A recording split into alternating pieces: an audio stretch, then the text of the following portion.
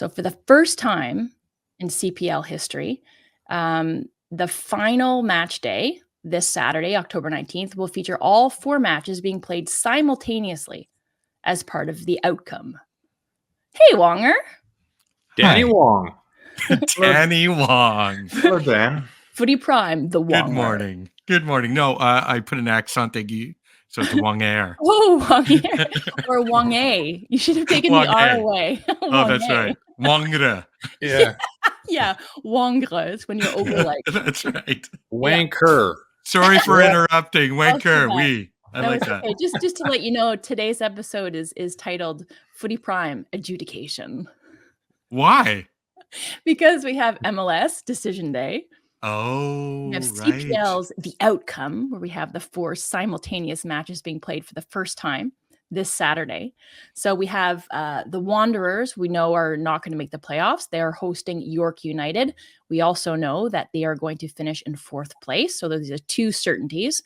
We have Atletico, see how I did that, Jimmy, without the TH, Atletico, hosting Vancouver FC. And we have Pacific FC hosting Supporter Shield winners Forge FC. And then Valour, I think this is the match you're calling, Craig Forrest, hosting Cavalry FC. Oh, no, Forrest, you're doing Halifax, correct? Yeah, Yes. I'm doing the game that doesn't matter. Wah, wah. I can't wait to hear where that fits on the Craig Forrest enthusiasm spectrum. Oh, no, I'll enjoy it. I mean, it's it'll be interesting to see what happens in that game because York, I would expect, would rest some players, maybe even leave some back. We're going to find out. We're going to talk to Benjamin Mora later today about that. And then Halifax would like to finish off the season with a win and, not finish bottom of the table. Yeah. And Jimmy, so what I mentioned, what has already been decided. So the 4 teams that have secured playoff spots heading into this weekend are Forge, Cavalry, Atletico, and York. But only regular season winners Forge and York know their final position in the table. So Jimmy, I think you have Pacific hosting Forge FC. So do you see Bobby Smirniotis and his staff perhaps resting some players maybe not making the trip out west? Yeah, I can see him doing that. I think, when you're at this point of the season, I mean, some managers will look at it and think, okay, maybe I'll get some minutes for certain players because you want to keep that rhythm that you've had throughout the season. Then others would want to rest players because you don't want to risk players getting injury or maybe sent off and then missing these vital and important playoff matches, especially for Forge because they could end up playing Cavs or Ottawa, and whoever wins that goes straight to the final. So it's such an important match for them, and I could see him probably leaving a few players back just to rest them, making sure that his squad's going to be healthy going into it. Sorry, Jimmy, would you leave them back, like leave them on the East Coast? Yeah, and not even make the flight? I wouldn't want them in a 5-hour flight just to go sit in the sand and watch a match. Right. Just leave them behind because they're late. Yeah. You just leave them at the stadium. Yeah, you keep them back, and then you'd have Home alone. One of the coaches probably would stay back with them as well, just to have a little training session, keep them ticking over. Okay. But this is a huge match for Pacific as well. James Merriman knows that he's got to win this. He'll be probably hoping that Forge leave some players back. But again, Forge has got great depth and they've got a good squad. So they've been around a long time now. But it's a huge game for Pacific. And I think James Merriman's going to rely heavily on his strikers as midfielders to control the game. But again, it's such a tough one because they've been so hot and cold throughout the season. And now you're coming into one match where you're desperate to get a win, and you're relying heavily on Dyer as well up top to get your goals, which means he's going to need the service from his wide players. Dada Luke getting forward, Lamont behind if he's playing Young, Yates, and then obviously Zanata if he's going to drift out wide on the left. But this is a match where Dyer's got to step up and try to get some goals for them. Yeah, you don't convert on those opportunities, you can find yourself in dire straits. So, but they sit in 5th and the final playoff spot. So they do control their own destiny, right? Yeah. There has been games that I've covered with Pacific too, where they've created a lot of opportunities and not converted at the rate where they would want to. They went to a stretch, I think, of 4 or 5 games when they didn't score a goal. That seems to have changed. But yeah, a massive game for Pacific. Really, Yeah, really and is. But they I think play some good football at times, and they're going to need their best. Yeah. yeah, and any playoff situation and permutation is made better by the presence of James Merriman. I think we can all just say that quite confidently. But maybe Jimmy, you can just talk like for the CPL newbies. Why is and like this new playoff format? So it's the second year that they have it now. Why is finishing second so important in this new structure? Well, because first and second, when they play off against each other, the winner goes to the final, and the winner will host the Canadian Premier League final, right? So it's such a big game, and that's why with Ottawa and Cavs, both teams they're going to be going out to win this because they want to play against Forge and they want that opportunity to host the championship. If they lose, then they'll go back down and they'll end up playing that the winner of the third and the fourth place team. To see who goes into the final. So it's an extra game that you don't want really. It's so important that you finish in first or second to give you that chance of hosting. So everyone's playing at the exact same time, correct? Who am I watching? Other than like, what is my main watch if you had to give me one game? Well, it's not Halifax and York. Right. Sorry for No, it. it's not Craig. Yeah. So Unless fuck you want to Craig. tune in. No, but I think it's exciting. I think it's brilliant because there's a lot at stake with the other three games, right? With Ottawa's playing Vancouver, so Ottawa is desperate to finish second. Right. And then Pacific as well. They're in that playoffs position. They need a win. They can't afford a draw because if Vancouver wins, then they'll jump them, which means they're going to be on the front foot and looking to play good attacking football. And then you've got Valour, who's got a chance to possibly jump into fifth place. So they play Cavs, who both teams need to win. So the Valour Cavs game is going to be great to watch. Pacific Forge and same with Ottawa Vancouver. For me, those three are going to be great games, and I think we'll all be going back and forth to see how everybody's going to finish. I think personally, I'm watching whatever game or Michael Harms is playing in because he plays for Cavalry. So when we were at York United and we watched Cavalry take it to them, they won 2-0. I was quite taken with Michael Harms. I thought this is an interesting name. It was like you're shushing Charms. It's like Harms. But I have a goal call suggestion for our buddy Adam Jenkins. So if Michael Harms is a young guy, so he could also contribute. I don't know if they have their youth minutes racked up, because that's another implication I wanted to ask you about this, Jimmy, later on for teams who still need their U21 minutes. But my suggestion to Adam Jenkins for this game, so you have Cavalry against Valour. So if Harms gets on the score sheet, you say Valour can't get out of harm's way. It's a pretty good goal call, right? That was a 16-minute Adam Jenkins contextual narrative to get that joke out. I know, but I love the name, and I thought of that. So, okay. Anyway, Jimmy, did you mention already, or maybe Forrest, how Vancouver FC can still make the playoffs as well? Because they have a chance to make the playoffs for the first time in club history, because they're only 2 points back of Pacific, but they do need some help from Forge. So they need Vancouver to defeat Atletico, and then Pacific do not beat Forge. So do you guys want to talk? You mean you need Vancouver to beat Ottawa? Is that what you're saying? That's what I said. Vancouver defeats Ottawa. Correct. Yeah, that's a tough match, especially when Ottawa need the result as well. I think that's the match I'm watching. I think I'm watching the Vancouver-Ottawa match, plus my hometown. I'm not sure who my favorite CPL team is, but I think Atletico is Atletico and Forge. Atletico. Atletico and Forge. Yeah.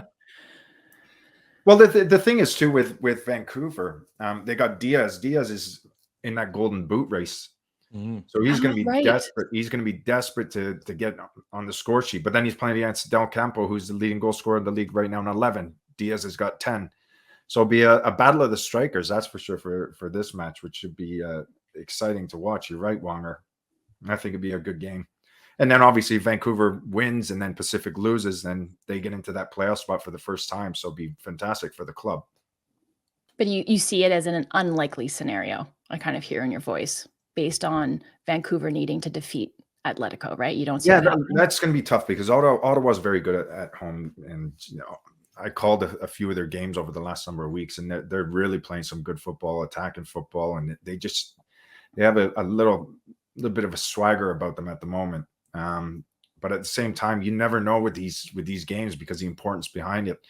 But I expect Vancouver to at least be on the front foot. I mean, all the teams, everybody's going to be on the front foot for especially those 3 games that we're talking about, because everybody wants to win. Everybody has to win the game.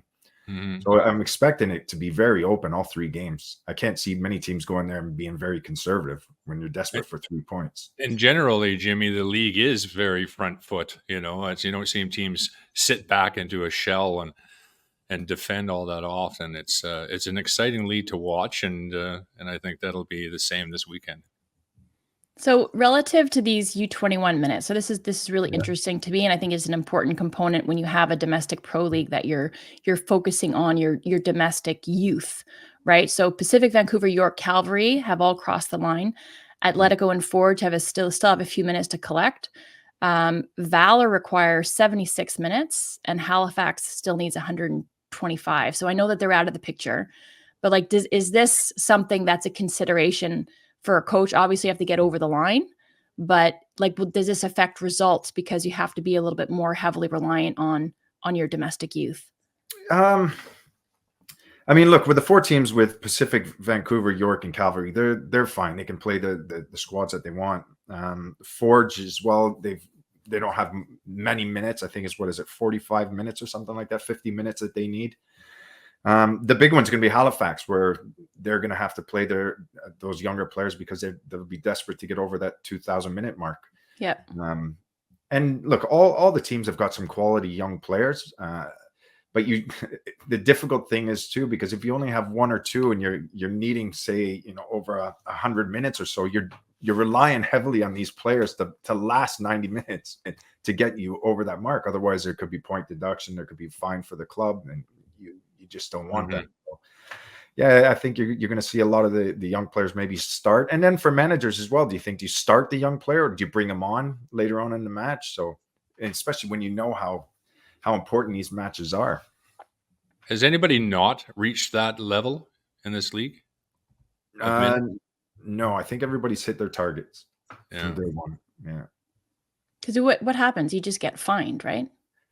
Well, I think it goes to the league where it could be point deduction, and you could be having a team fine, club fine. Yeah, it's a big deal. Yeah. Coach has to go stand in the CPL corner with Jimmy. With Brett. Right. With Jimmy and Brett. Exactly. But speaking of our Brett Lubkowski, I think I'm saying his name right. You can check out his CPL corners over on wearefootyprime.com. And he was talking about the CPL final. So tomorrow, with the outcome, these 4 concurrent matches being played as you end the regular season and look into the playoffs, the CPL final was announced that it's going to be shown live on CBC. So the league and the network made the announcement on Wednesday, and you'll be able to see the North Star Cup hoisted on November 9th. It'll be the first time since 2020 that we'll see CPL football played on national television. So what does this exposure, what do these eyeballs on the league at a time where we're looking forward to 2026 and trying to build something in this country, what does it mean for the players, for the league, for the kind of the entire ecosystem in Canada, Krieger? Means an awful lot. I mean, it's getting the most eyeballs on the league is imperative. Working for CBC during the Island Games a few years ago, the actual numbers weren't that bad. I mean, CBC generally, if it's sitting in black, you probably get 50,000 people, but that exposure is really, really good. I'm happy that they're part of that. And obviously Andy Petrillo, who's, I think the press conference actually said, or the press release said, Andy Petrillo, CBC's Andy Petrillo. Didn't mention anything about One Soccer's Andy Petrillo. It did say that. Or Amazon Prime's Andy Petrillo. Well, right. Yeah, exactly. Maybe they didn't have enough space because she's working for everybody. Yeah, she's too good. She's all over the place. Yeah, she is. She is very, very good. She could cover absolutely anything. I've seen her do swimming, diving, track and field, rugby, cricket. And that wasn't even commentating. That was just participating. So she's outstanding. That's right. She should be on Superstars, eh, Craig? Yeah. Against Brian Budd. Yeah, that's right. She might win that too. No, but it's great that the eyeballs are on it. I think that it's fantastic for the league. And, from our national team's point of view, even the other night, like I know Jesse Marsh mentioned that they're trying to figure out a way to get as many eyeballs on this team because they deserve it. And it's great for the growth of the game if they can do that. And in the day and age that we're living in right now, it's not always easy. Not as easy as it used to be getting people to be able to be exposed to it. And it's not only that, it's like somebody like Quy Poku, going over to the Belgian second tier and a record transfer fee for the league, but then also seeing him make his debut for the national team the other night. So is he setting the standard, Jimmy, for more CPL players to use the league as a springboard, but just increasing the appeal of the league worldwide? Yeah, I think it is. And, it was great to see Poku come onto the pitch the other night, especially where he came from. He came from the Canadian Premier League and then ends up getting a big move over to Belgium, like you said.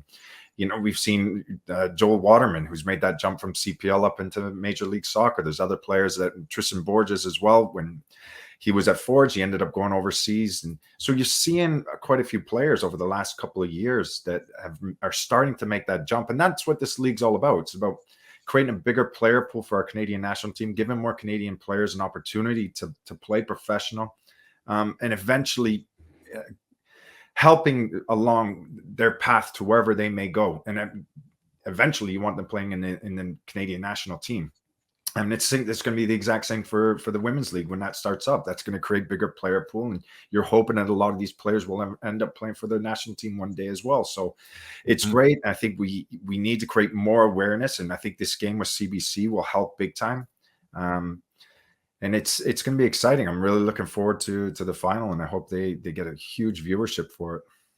Well, and again, in our words of Brett Lebkowski, he said 2023's final between Forge and Calvary gave us the best 30 minutes in league history. 3 extra time goals, and each one was better than the next, including that Olympico from Tristan Borges, whom you just mentioned for us. So do you guys expect the same kind of theater this year for the final? I would hope so.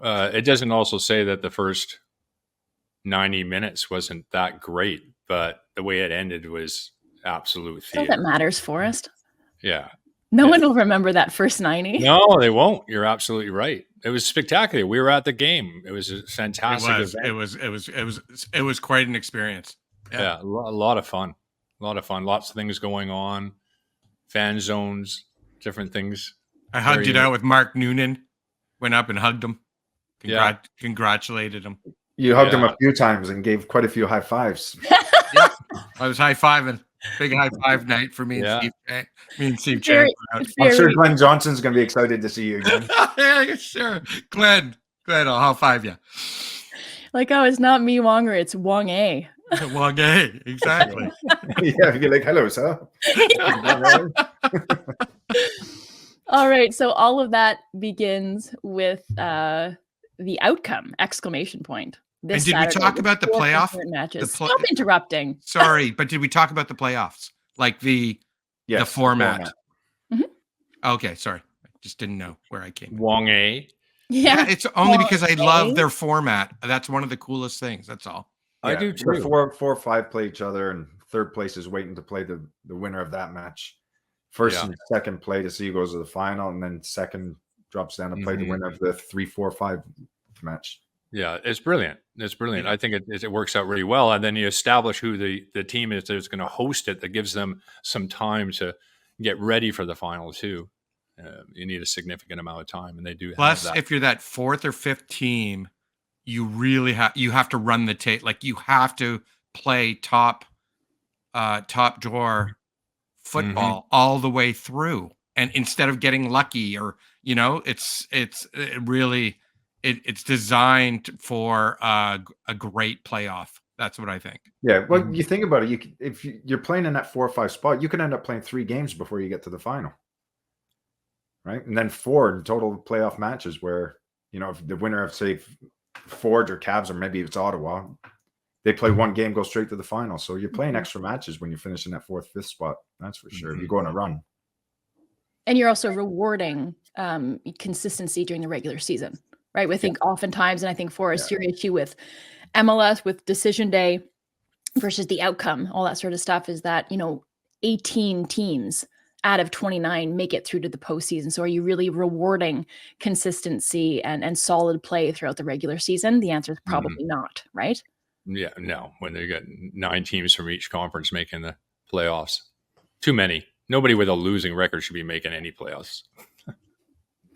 Yeah. Imagine like every year it changes. Only 5 teams will make it through to the playoffs this year. Yeah. And the year after that, everybody's making playoffs. That's right, everyone. Yeah. Everybody's welcome. Everybody's joining. Yeah, you might as well do that, right?